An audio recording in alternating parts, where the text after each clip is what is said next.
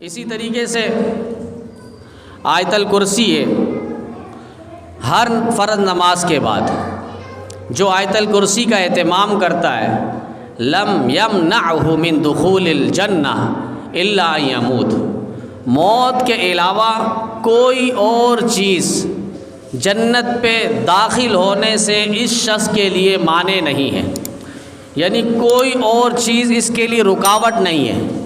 یہاں یہ انتقال ہوگا، بس موت نے آنی ہے اور یہ جنت پہ داخل ہو جائے گا۔ واضح حدیث ہے کہ ہر فرض نماز کے بعد آیت الکرسی کا اہتمام ہو، زیادہ ٹائم بھی نہیں لگتا، اور یہ آیت الکرسی بڑی اہمیت کا اور فضیلت کا حامل رکھتی ہے۔ اس کے اندر توحید ہے، اس کے اندر صفات ہے، اس پر اللہ تعالیٰ نے ذات باری تعالیٰ کا ذکر کیا ہے۔ پورے قرآن کریم میں یہ ایک واحد آیت ہے جس کے اندر اللہ تعالیٰ نے 18 قسم کی صفات کو ذکر کیا ہے۔ اللہ لا الہ الا هو الحی القیوم، لفظ اللہ یہ اللہ تعالیٰ کا ذاتی نام ہے۔ لا الہ الا هو الحی القیوم، اللہ حی بھی ہے، اللہ قیوم بھی ہے، اللہ نیند سے اونگ سے پاک ہے، اللہ وسیع ہے، اللہ علیم ہے، اللہ عظیم ہے، اللہ علی ہے، اللہ عظیم ہے، اللہ بزرگ و برتر ہے، اللہ عظمت والا ہے، اللہ ساری شے پر قدرت رکھنے والا ہے۔ یہ 18 قسم کے صفات کو اللہ تعالیٰ نے آیت الکرسی کے اندر جمع فرمایا۔ پورے قرآن کریم میں کوئی ایسی آیت جس میں 18 قسم کے علوم اور صفات کو ذکر کیا ہے وہ آیت الکرسی ہے۔ ہر فرض نماز کے بعد ہمارے شیخی و سندی حضرت مولانا مفتی ظفر علی خان صاحب رحمہ اللہ فرمایا کرتے تھے، چونکہ ہر فرض نماز کے بعد بعض ایسی نماز فرض جس کے بعد سنتیں ہیں، اور سنتوں کا اتصال ہونا ضروری ہے فرض نماز کے بعد، کہ فرض اور سنت کے درمیان انفصال نہ ہو، یعنی اتنا آپ وقت نہ گزاریں کہ وہ سنت پھر سنت نہ رہے۔ سنت کا معنی ہی حضرت ارشاد فرمایا کرتے تھے کہ اس سنت کو فوری طور پر ادا کریں، بس جگہ بدلتے بدلتے۔ اگر آپ گھر میں اہتمام کرتے ہیں اچھی بات ہے، تو گھر میں جاتے جاتے راستے میں ٹھہر کر بھی کسی سے بات نہ کریں، یعنی سنت کے درمیان اتصال ہو، انفصال نہ ہو۔ تو ان سے جب کہا گیا اور پوچھا گیا آیت الکرسی کو پھر کس طرح پڑھے، حدیث میں تو فرض نماز کے فوراً بعد ہے، انہوں نے کہا جگہ بدلتے بدلتے آپ آیت الکرسی پڑھ لیں، اٹھتے اٹھتے قیام میں آپ آیت الکرسی پڑھ لیں، پڑھ سکتے ہیں، کوئی مشکل نہیں ہے، اہتمام ہو، دل میں لگن ہو، محبت ہو، آیت الکرسی انسان پڑھ لیتا ہے۔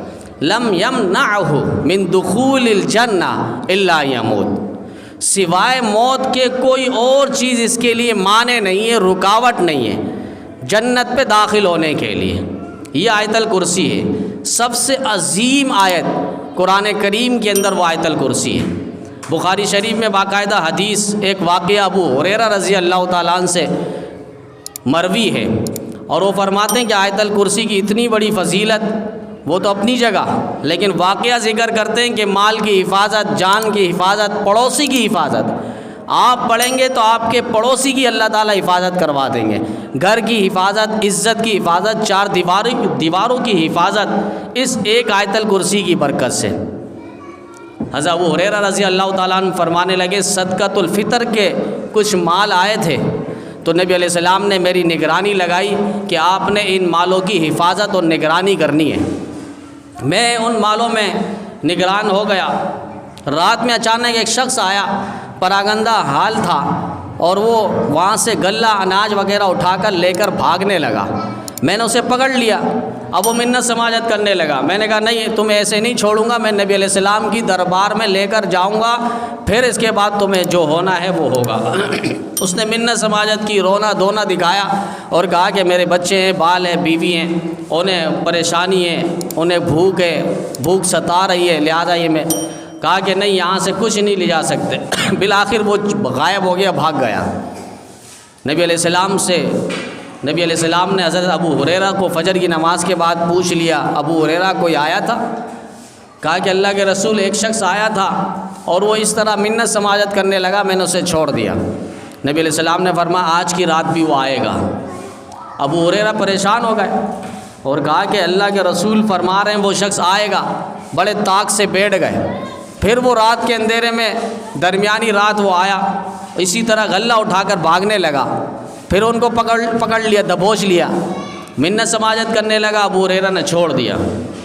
پھر نبی علیہ السلام نے اسی طرح پوچھ لیا، 3 دفعہ یہ واقعہ ہوا۔ ابو ہریرہ نے فرمایا آج کی رات آئے گا تو میں اسے چھوڑوں گا نہیں۔ یہ طاق میں بیٹھ گئے، وہ شخص پھر آیا، پھر پکڑ لیا، منت سماجت کرنے پر انہوں نے نہیں چھوڑا۔ انہوں نے کہا کہ مجھے چھوڑ دو، میں ایک تمہیں سچی بات کہنے لگا ہوں۔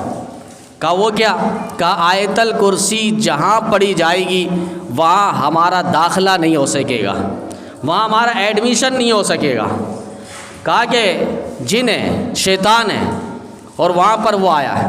فجر کی نماز کے بعد نبی علیہ السلام نے پوچھ لیا تو نبی علیہ السلام نے فرمایا کانا کذوبا وقال صادقا، تھا تو جھوٹا مگر جو بات کہہ رہا تھا، جو بات وہ کر رہا تھا وہ سچی بات کر رہا تھا۔ شیطان تو ہے ہی جھوٹا، لیکن آیت الکرسی سے متعلق جو وہ باتیں کر رہا تھا وہ واقعتاً سچی بات کر رہا تھا۔ تو آیت الکرسی کم از کم دن میں ہر فرض نماز کے بعد 5 وقت، رات کو سوتے وقت پڑھ لیں، اللہ تعالیٰ گھر کی حفاظت کریں گے، بچوں کی حفاظت کریں گے۔ یہ آیت الکرسی ہمارے شیخی وسندی اعظم مولانا مفتی ظفر علی خان صاحب رحمہ اللہ فرمایا کرتے تھے کم از کم 25 مرتبہ آپ آیت الکرسی پڑھیں، اور جن کو زیادہ پریشانی ہے تو وہ کم از کم 101 مرتبہ آیت الکرسی کا ورد رکھیں۔ اور حضرت شیخی وسندی اعظم مولانا مفتی ظفر علی خان صاحب رحمہ اللہ فرمایا کرتے تھے اگر کوئی ایسی پریشانی کے اندر مبتلا ہو گیا کہ لوگ اس کی عزت سے کھیلنے لگے، یعنی آپ کی وہ رشتہ دار، کوئی خاندان کے لوگ آپ کو بے عزتی کروانے کے پیچھے پڑے ہوئے ہیں، آپ کی عزت سے کھیلنے کے پیچھے پڑے ہیں، آپ کی کوئی بات انہیں مل گئی، کوئی ویڈیو ان کو مل گئی، تو آپ ان جھنجال سے بچنے کے لیے آپ اپنی عزت، 4 دیواری، تقدس کو، نفس کو برقرار رکھنا چاہتے ہیں تو حضرت نے فرمایا توبہ کر لیں، اور اس کے بعد ہر فرض نماز کے بعد آمن الرسول بما انزل الیہ من ربہ والمؤمنون آخر تک، سورہ بقرہ کی آخری یہ 2 آیتیں، یہ 2 آیتیں پڑھ لیں اور اس کے ساتھ آیت الکرسی پڑھ لیں۔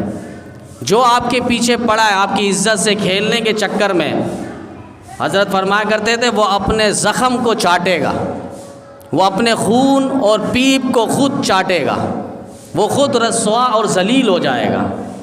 تو یہ وظائف ہے، روحانی اعمال ہے، ان کو بھی ہم کرنے کی وقتاً فوقتاً عادت ڈالیں۔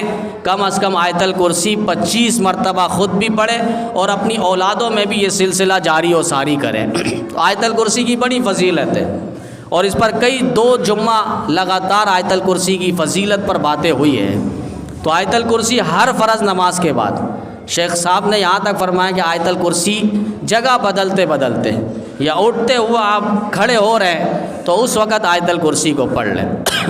موت کے وقت روح نکلے گی بالکل آسانی کے ساتھ، سکون کے ساتھ، آیت الکرسی کا اہتمام ہو۔